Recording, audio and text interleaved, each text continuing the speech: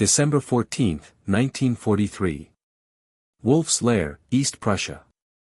The leather briefcase hit the conference table with the weight of a coffin closing. Major Reinhard Gehlen watched as 3 folders spilled across maps of the Eastern Front, each stamped with red ink that looked disturbingly like blood. Sofort, immediate. Inside those folders lay numbers that would prove more devastating than any Soviet counteroffensive, more decisive than Stalingrad, more final than Kursk. Numbers that said Germany had 6 months to live. Perhaps less. The room fell silent except for the crackling fireplace and Hitler's Alsatian, Blondie, whimpering somewhere in the shadows. Field Marshal Wilhelm Keitel picked up the first folder, read 3 lines, and went pale. What neither he nor anyone in that room understood was that Germany's true enemy wasn't advancing from Moscow or landing in Normandy, it was rolling off assembly lines in Michigan at a mathematically perfect rate of 1 30-ton bomber every 63 minutes, 24 hours daily, built by the exact people Nazi ideology said were incapable of such achievement. This is the story of the intelligence report that couldn't be believed, the spy who dared to speak it, and the industrial miracle that buried the Third Reich under an avalanche of American aluminum. The seeds of catastrophic miscalculation were planted long before Gehlen's briefcase struck the table. June 1941. Hitler had laughed, actually laughed, when General Franz Halder presented American production estimates following Roosevelt's Arsenal of Democracy speech. 4,000 aircraft monthly. Hitler had scoffed, waving his hand dismissively. The Americans build toys, General. Automobiles with chrome. Refrigerators. They lack German engineering discipline, our precision, our will. Their mongrel society cannot produce weapons of war. Halder, knowing contradiction meant career death or worse, filed the intelligence and said nothing. But Wehrmacht intelligence officers in neutral capitals were already noticing something unsettling. Reports from Bern, Stockholm, Madrid, Buenos Aires, all describing the same impossible phenomenon. American factories were undergoing transformation on scales that defied European comprehension. The Ford River Rouge complex in Dearborn covered more ground than downtown Berlin. Chrysler's tank arsenal was larger than Krupp's entire works. And something called Willow Run was rising from Michigan farmland like a horizontal skyscraper, promising to revolutionize bomber production. Major Reinhard Gehlen commanded foreign armies east, responsible for intelligence on the Soviet Union, but his spy networks extended throughout the Americas. His agents in Mexico City, Washington, Detroit operated under commercial cover, businessmen, engineers, trade representatives. And what they reported challenged everything Wehrmacht leadership believed. Agent Cardinal, a German-Mexican industrialist named Friedrich von Schliebrug, attended a Ford investor conference in April 1942. His report, transmitted through Argentina, described a building so vast that weather systems formed inside it. The assembly line stretches 1.7 kilometers, von Schliebrug wrote in coded commercial correspondence. I watched from the observation gallery for 3 hours. In that time, 47 complete B-24 bombers emerged from the final assembly bay. This cannot be propaganda. I saw it with my own eyes. Components flow from 1,500 suppliers across 16 states, converging with Swiss watch precision. Women, hundreds of women, install complex hydraulic systems, electrical assemblies, even engines. Negroes operate computerized drill presses. Jews manage logistics. Everything our ideology says is impossible is happening before my eyes, and it's producing bombers faster than we produce Kübelwagens. Gehlen received Agent Compass's report in October 1942. Compass was Haro Schulze-Boysen's cousin, positioned at the German embassy in Buenos Aires, cultivating American aerospace executives traveling through neutral Argentina. One such executive, slightly drunk on Argentine Malbec, pulled out factory photographs. Look at this, the American had boasted, fanning photos across the hotel bar. This is Consolidated San Diego plant. And this is what Ford built in 8 months. Schulze-Boysen memorized every detail, sketched diagrams in the bathroom, dispatched his report that night. The scale is inconceivable, he wrote. The Willow Run building covers 67 acres under one roof. Inside, they've created a production ecosystem where every 63 minutes, like clockwork, a complete B-24 Liberator rolls out the door. 4 engines, each 1,200 horsepower. 10 crew positions. 8.50 caliber machine guns. 8,000-pound bomb capacity. The American claims they'll produce 600 monthly by spring 1944. He was drinking, but his photographs don't lie. If these numbers are even half accurate, Her Major, we are facing industrial capacity that renders conventional warfare calculations obsolete. Foreign intelligence came from unexpected sources. Swedish ball-bearing manufacturer Sven Winquist visited Detroit in November 1942, toured multiple defense plants, then stopped in Berlin en route back to Stockholm. Over dinner at the Adlon Hotel, Gehlen's deputy Hans Bahn casually probed for observations. What Winquist described was industrial poetry in motion. They've achieved something we considered impossible, Winquist said, sipping schnapps. Complete production integration. At Willow Run, the bomber fuselage moves along the line while pre-assembled components, wings from building G-20, tail sections from G-28, landing gear from G-35, converge at precise moments. It's choreographed like ballet, but with 18-ton aircraft. The workforce is remarkable. I watched a Negro woman, maybe 22 years old, install a complete hydraulic brake system in 12 minutes. 12 minutes, her Bahn. Our Focke-Wulf technicians require 4 hours for the same operation. Bahn asked about quality control. Winquist had laughed. American quality obsession exceeds even Swiss standards. Every rivet inspected. Every weld x-rayed. Rejection rate under 2%. And the rejected aircraft? Recycled into the next day's production. Nothing wasted. Pure efficiency. By January 1943, Gehlen's intelligence files contained verification from 22 independent sources across 14 countries. Every source reported variations of the same impossible truth: American aircraft production was exceeding all Axis powers combined. Not by margins, but by multiples. And Willow Run represented just one plant among hundreds. Boeing Seattle Works was producing B-17s at similar rates. Douglas Aircraft had 3 plants churning out transports and bombers. North American Aviation's Inglewood facility was manufacturing P-51 Mustangs faster than Germany could train pilots. The numbers formed a pattern that Gehlen's analysts found mathematically irrefutable.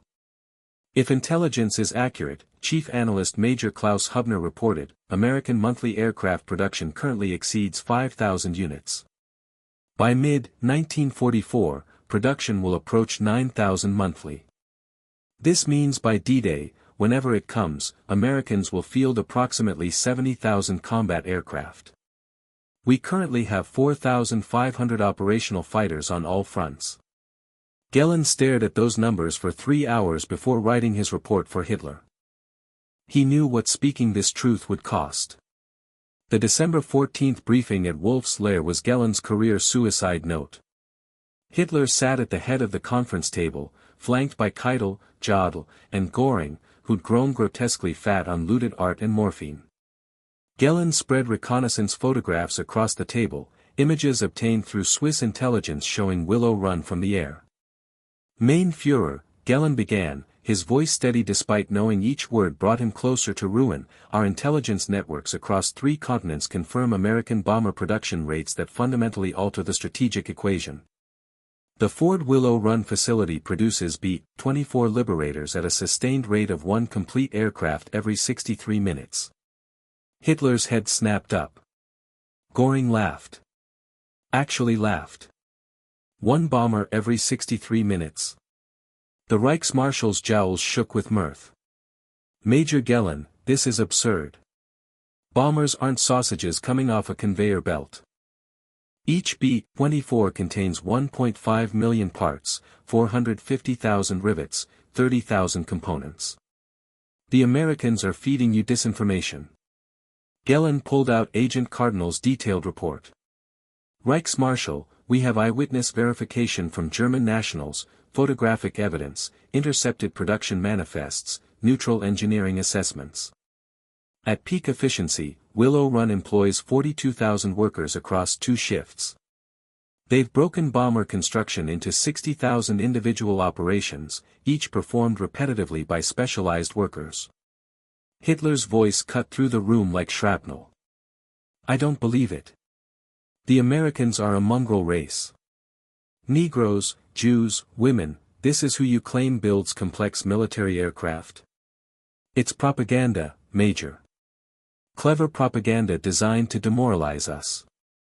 But we know the truth. Germans build the world's finest aircraft. One Mi-262 jet fighter is worth 10 American bombers. Gehlen felt the room's temperature drop. He pressed on anyway, knowing he was finished.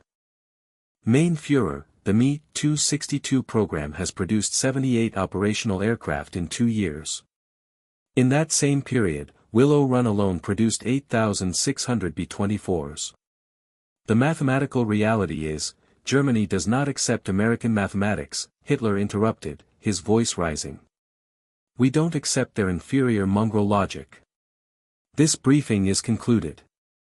Gehlen, you will revise your intelligence to reflect realistic assessments, not enemy propaganda. Gehlen stood at attention. With respect, Mein Führer, I cannot revise reality. The numbers are accurate. The threat is existential. We face industrial capacity that renders our current strategy obsolete. The silence that followed was absolute. Göring stared. Keitel went white. Jodl looked away. Hitler's face turned crimson. Get out. 3 weeks later, Gehlen was reassigned to a meaningless administrative position in occupied France. His replacement at Foreign Armies East was Colonel Heinz Danko-Harry, a committed Nazi who understood which intelligence the Führer wanted to hear. But reality doesn't negotiate with ideology. February 20, 1944. Big Week began. Operation Argument unleashed what Gehlen had tried to warn them about. The sky over Germany turned black with American bombers. Not hundreds. Thousands.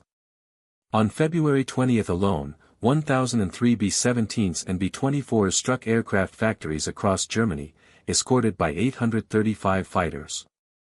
Luftwaffe Lieutenant Hans-Joachim Hermann, scrambling to intercept over Brunswick, couldn't believe what he saw. There were more American bombers in that one formation than the Luftwaffe had operational fighters on the entire Western Front. They flew in perfect boxes, 60 aircraft per combat wing, stretching from horizon to horizon. We shot down 21 bombers that day. 21. And the next morning, they came back with more. Where were they coming from? The answer was places like Willow Run, places Göring had dismissed as propaganda, where women like Rose Monroe installed landing gear assemblies with precision that would make a Messerschmitt technician weep. April 1944 marked Willow Run's peak production. That month, 42,331 workers produced 453 B-24 Liberators in 468 hours of operation, exactly one complete bomber every 62 minutes. Each aircraft contained 313,237 rivets driven by women who'd been housewives 9 months earlier. Each bomber's 4 Pratt & Whitney R-1830 engines represented manufacturing complexity that Germany's entire aviation industry struggled to match. And Ford built them in Michigan like they'd once built Model Ts. The demographics would have shattered Nazi ideology completely. 11,000 women comprised 26% of the workforce, performing tasks Germans insisted women couldn't handle. Rose Monroe, a Kentucky widow who'd never touched a power tool before Pearl Harbor, became so proficient at riveting that the government featured her in propaganda films. But she wasn't propaganda. She was real, and so were the 10,999 other women working beside her. 3,800 African Americans, 9% of the workforce, operated advanced machinery and held quality control positions. Samuel Johnson, a black man from Mississippi, supervised wing assembly, management of complex logistics that would have been unthinkable in segregated 1940s America, yet which happened daily at Willow Run because winning the war mattered more than maintaining social barriers. 1,200 disabled workers, 3% of the workforce, performed essential tasks adapted to their capabilities. A man missing his left arm operated a drill press with one-handed controls. A deaf woman read blueprints and inspected electrical systems. Democracy wasn't an abstract concept at Willow Run. It was operational policy. The intelligence Gehlen had provided was conservative. By D-Day, June 6, 1944, the aerial armada over Normandy numbered 11,000 aircraft. The Luftwaffe managed 319 sorties that entire day. 319. Luftwaffe General Adolf Gehlen sent a bitter message to Berlin: "We are outnumbered 35-1. This is not combat. This is slaughter." Every intelligence estimate Major Gehlen provided in December 1943 has proven accurate. We dismissed mathematical reality, and reality is now destroying us from the sky. Field Marshal Hugo Spurl watched from his headquarters as wave after wave of Allied aircraft filled French skies. He called Berlin with desperation in his voice. The enemy's aerial superiority is absolute. Gehlen tried to warn us. We called him defeatist. We were fools. German war production, despite Albert Speer's organizational genius, never approached American levels. Germany's total wartime aircraft production, 119,307 aircraft. American production, 324,750 aircraft. And that was while fighting a two-ocean war, supplying allies, and maintaining strategic reserves. The B-24 Liberator alone saw 18,188 units produced. Willow Run built 8,685 of them. One factory. One airplane type. Nearly 9,000 bombers. More than Germany's entire four-engine bomber production during the entire war. Reinhard Gehlen survived. After his 1944 reassignment, he quietly compiled intelligence files on the Soviet Union, knowing Germany would lose and calculating that his knowledge would have value to the victors. He was right. In May 1945, as Germany collapsed, Gehlen surrendered to the Americans with microfilmed archives on Soviet military capabilities. The U.S. Army intelligence, desperate for information on their new Cold War adversary, hired Gehlen to run a German intelligence network that would eventually become the West German BND intelligence service. Gehlen would serve as BND president until 1968, outliving most Nazi leaders and becoming one of the few German officers whose wartime intelligence assessments proved prophetically accurate. In his 1971 memoir, The Service, Gehlen wrote about that December 1943 briefing: "I reported what our intelligence confirmed beyond doubt. American industrial capacity was overwhelming our ability to resist. This was not defeatism. It was mathematics.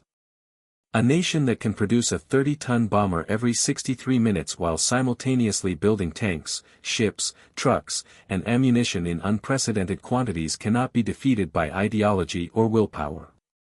It can only be defeated by superior production, and we had no such superiority. We had rhetoric. They had Willow Run." The human cost of ignoring Gehlen's intelligence was staggering. Because German leadership refused to accept American production capacity, they continued offensive operations long after strategic victory became impossible. Operation Citadel at Kursk, July 1943, consumed Germany's armored reserves attacking fortified Soviet positions. The Ardennes Offensive, December 1944, wasted Germany's last fuel and armored units on a doomed operation. Both campaigns proceeded because Hitler believed Germany could outlast Allied production. Both failed because reality exceeded Nazi imagination. Had Germany accepted Gehlen's intelligence in December 1943, a negotiated peace might have been possible. The Casablanca Conference's unconditional surrender demand hadn't yet hardened into absolute policy. Moderate voices in Washington and London might have supported negotiated terms. But Hitler, convinced that American production figures were propaganda, fought on. By the time reality became undeniable, unconditional surrender was the only option. The window closed. Strategic bombing escalated. By March 1945, Allied bombers were dropping more tonnage monthly than Germany had dropped on Britain during the entire war. Cities burned. Infrastructure crumbled. And still, the bombers came, many built at Willow Run, flown by crews barely old enough to vote, dropping democracy's argument in 500-pound increments. Rose Monroe never knew she'd helped doom the Third Reich.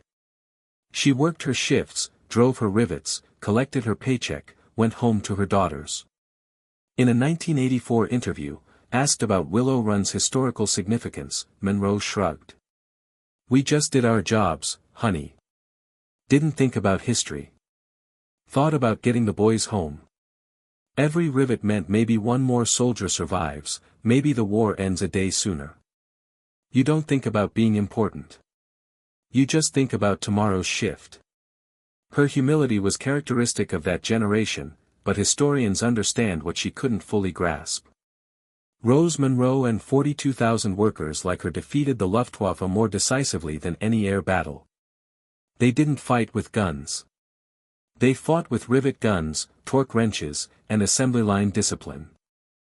And they won.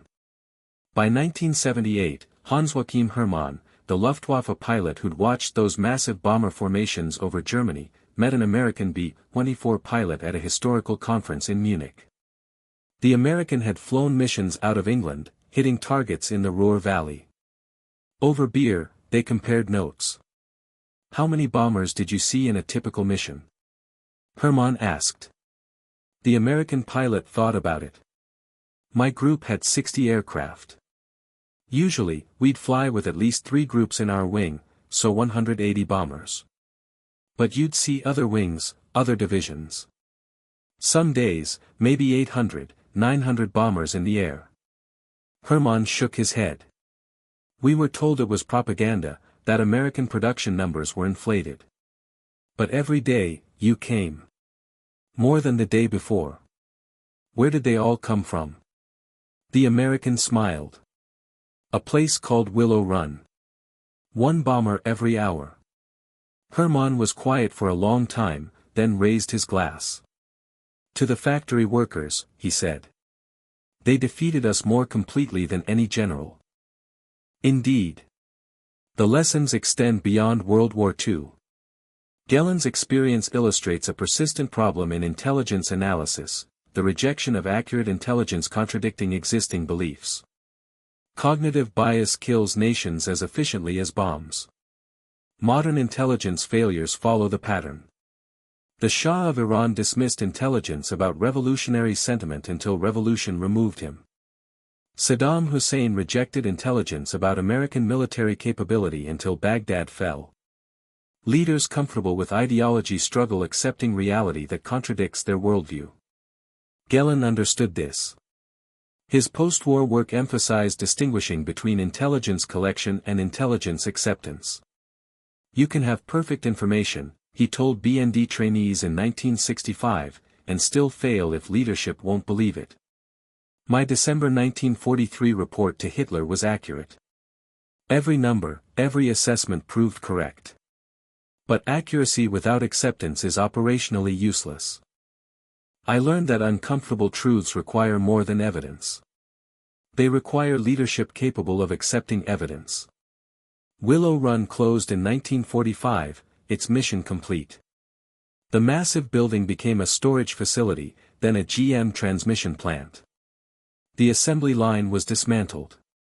Today, part of the facility houses the Yankee Air Museum.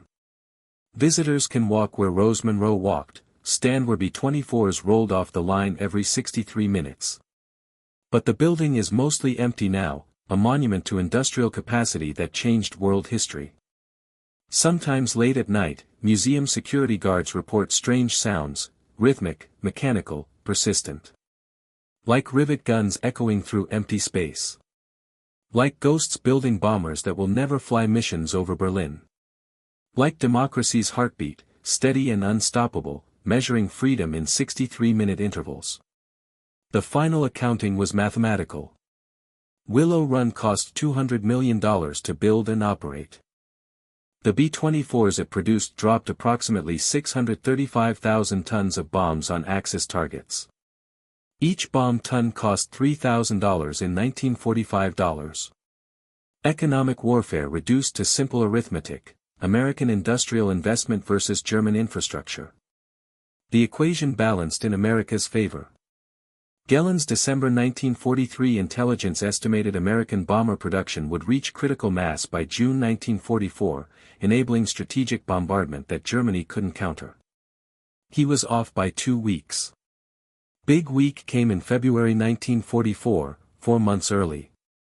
His methodology was conservative, his numbers actually understated reality. It remains the most accurate long-range intelligence assessment of the war. Had Hitler believed Gehlen, Germany might have avoided 18 months of pointless destruction. But Hitler believed ideology, not intelligence. He believed racial superiority, not production capacity. He believed mythology, not mathematics. And believing comfortable lies instead of uncomfortable truths, the Third Reich died under an aluminum avalanche built by the exact people Nazi ideology said were incapable of such achievement. Women. African Americans. Jews. Disabled workers. Immigrants. The mongrel democracy built a bomber every 63 minutes and buried fascism in the rubble. Gehlen counted them all. Hitler believed none. And that disbelief, more than any battlefield defeat, doomed the Thousand-Year Reich. Reality doesn't negotiate. Mathematics doesn't compromise. And history judges harshly those who confuse propaganda with truth, regardless of which side creates the propaganda. Willow Run built more than bombers. It built proof that free people, properly organized, outproduce tyrannies. That diversity strengthens rather than weakens. That democracy works, given tools and time. German intelligence knew this by December 1943. German leadership refused to believe it until Berlin burned. By then, learning the lesson was too late. The bombers kept coming, one every 63 minutes, forever.